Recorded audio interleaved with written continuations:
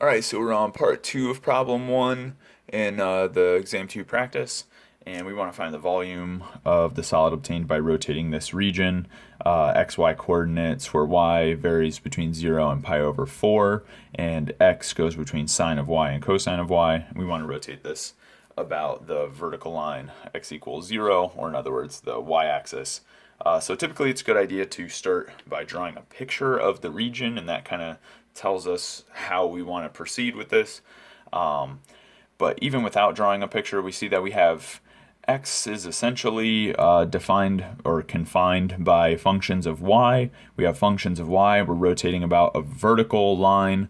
Since we have y as a variable, rotating about a vertical line, we will use cross sections here, but you'll see why in just a second. So we're just going to plot what this region looks like. So here's our x-axis and our y-axis. So y goes between 0 and pi over 4, so I'll just say that this is pi over 4.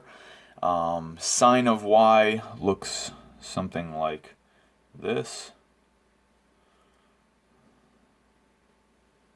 Something like that.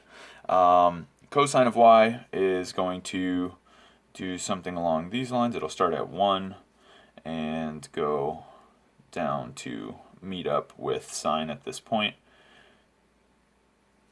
Okay, and then our x values are going to live between these two curves.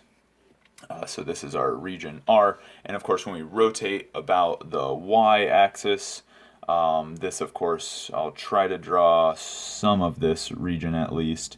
It'll look something along these lines. Little bit hard to draw, but either way it's got some hollow space in the middle and it's kind of curved on the outside.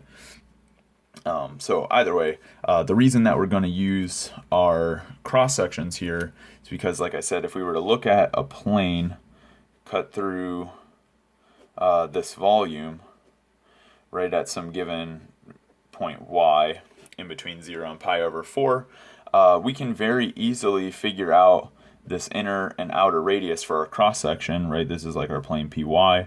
If I rotate it so that it's in your perspective, so you're looking at the plane, it will look something like this, right? We'll need to figure out an inner and an outer radius, so like an r, lowercase r and capital R, and of course then our area for this cross section we can compute easily just by finding out what is that outer radius, what is that inner radius, and then just squaring each of them and then doing the difference in that appropriate order. And so the inner radius is of course given to us by this curve x equals sine of y, right? The outer radius is given to us by this curve x equals cosine of y. So it turns out that our cross-sectional area formula just looks like pi times, so the outer radius is going to be, well, whatever this x value is, right? But the x value is given by cosine of whatever the y value is, and y is fixed in this particular plane. So this is going to be cosine squared of y. And then the inner radius is given by this x value, which is just given to us by sine of y. So this is sine squared of y. And so it turns out that there's a nice trigonometric identity to reduce this to make it a little bit easier to integrate.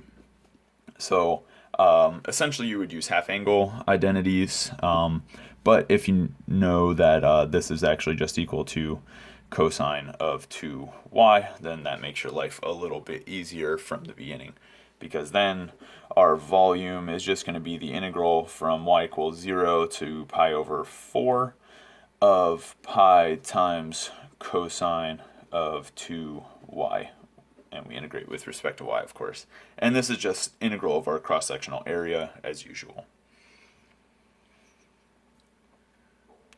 So to proceed from here, of course, we just need to integrate this, which is not difficult. We'll get something like pi over 2 times sine of 2 pi. And you just need to remember that when you integrate a function like cosine of 2y, of course you could do a substitution, right? U equals 2y, something along those lines, and you'll see this factor of 1/2 coming out. Or just, when you differentiate something like sine of 2y, remember that, of course, you differentiate the outside to turn it into cosine of 2y, but then you also need to multiply by the derivative of the inside function, which is going to be 2, to cancel this factor of 1/2 here. So either way, we evaluate at 0 and pi over 4. Didn't change variables or anything, so we keep our bounds. And so sine is 0 at 0, so that makes that really easy. And then sine at, this is going to be 2 times pi over 4, so it'll be pi over 2. So sine at pi over 2 is just equal to 1. And so it looks like our volume here is actually just equal to pi over 2. And that does it for that one.